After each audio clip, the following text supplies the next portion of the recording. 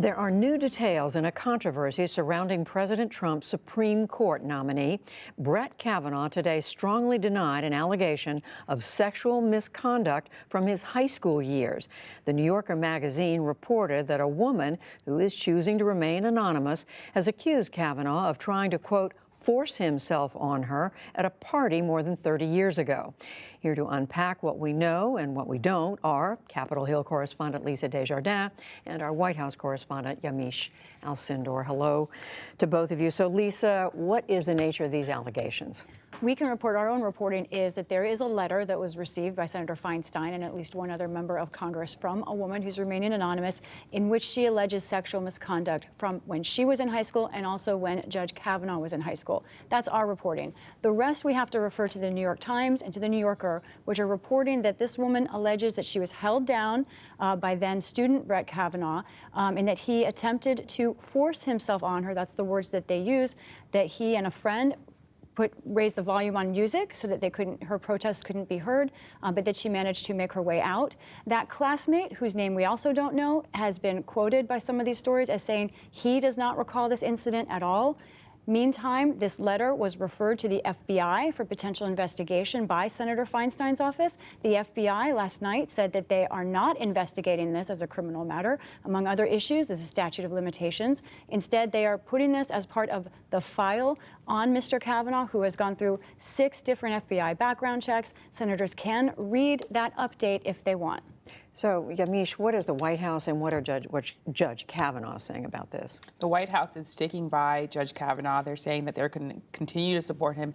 And in a statement last night, the White House, a spokesperson from the White House, actually questioned the timing of this and said that the Judge Kavanaugh has sat through more than 2,000 questions, that he's answered dozens of questions about all sorts of things, and essentially that he's been vetted a lot, and that this really is something that's coming out at the 11th hour. They said specifically this is an 11th hour attempt to delay his confirmation. The judge himself is also saying that he categorically denies that this happened, that he does not believe that this happened, that really he just denying that this is at all anything that could have happened.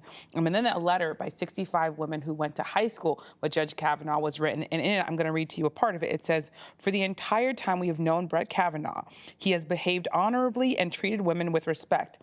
Our reporting shows that clerks for Judge Kavanaugh organized that letter, and I spoke to a White House source who told me that the reason why there are 65 women from high school who can even write this letter, because that was a big question for me, is that he has been vetted so many times that he is actually in touch with all of these women."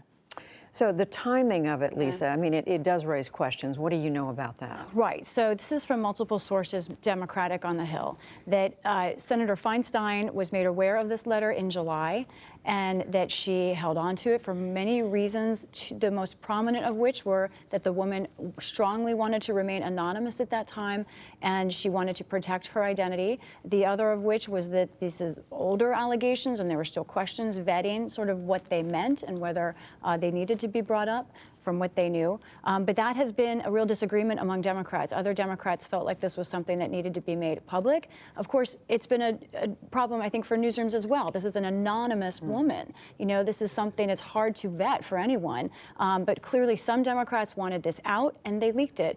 Top Democratic sources told me, yes, this was a leak by Democrats. And Yamiche, just quickly, Me Too is very much in the atmosphere right now. What is the thinking about the effect on the president? Well, this could politically hurt the president if this actually hampers the nomination. President Trump stands accused by several women of sexual assault and sexual abuse in his own right. He's also faced backlash because White House Press Staff Secretary Rob Porter had to resign because 2 ex-wives accused him of allegations of abuse. So there's this idea that this president is already facing a lot of pressure and saying, this is a man who's been accused himself, who's now surrounding him with other men who are also accused. But I did speak to a representative from Anita Hill who also said that she thinks that Anita Hill says that she, and of course she's the woman who accused Supreme Court Justice Clarence Thomas of sexually harassing her. She says that this should be investigated fairly and that this should not be weaponized against this accuser. And Lisa, just quickly as we wrap up, no sense that this will derail his confirmation? This has not derailed him yet, but it is changing some important calculus. The key senators who will make this decision, I think, are going to take more time to announce that decision, including Senator Susan Collins of Maine, that's going to put more pressure on Democrats who were hoping that she would announce her vote first as a deciding vote, allowing some swing red state Democrats perhaps to make their decision and not be the deciding vote. Now no one wants to be the deciding vote at this moment. Everyone's going to wait to see how this plays out. Very interesting. Lisa Desjardins, Yamiche Alcindor, thank you.